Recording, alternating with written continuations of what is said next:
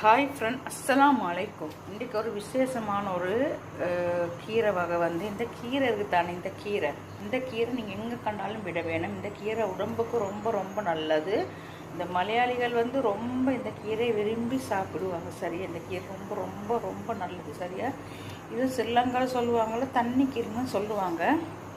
சரியா, இப்போ நான் இன்றைக்கி டியூட்டிக்கு போயிட்டு வரும்போது இந்த கீரை ஜாஸ்தி கீரை, இந்த கீரை.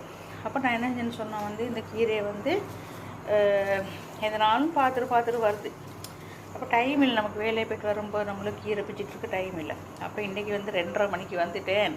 கடகடன்னு ஓடி ரோட்டில் பார்த்தா வண்டி போயிட்டே இருக்குது.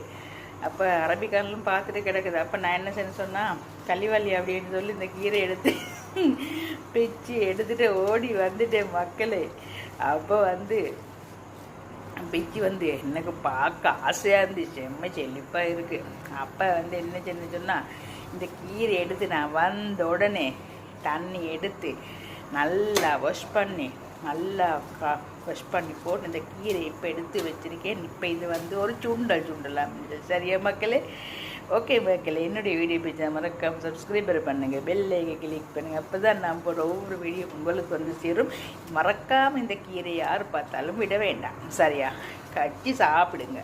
சரியா, நல்ல உடம்புக்கு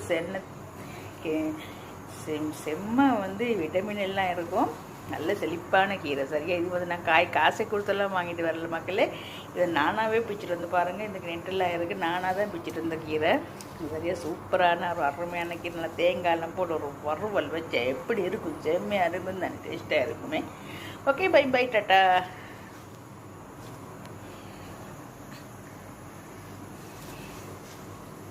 பாருங்கள் எவ்வளோ விரிச்சு சூப்பராக அழகாக இருக்குது. இந்த கீரை பார்க்கவே செம்ம சூப்பராக இருக்குது. பருப்பு போட்டாக்கலாம், பலாக்கொட்டை போட்டாக்கலாம், உருளைக்கிழங்கு போட்டாக்கலாம், சுண்டல் சுண்ணலாம், செம்மையாக இருக்கும்.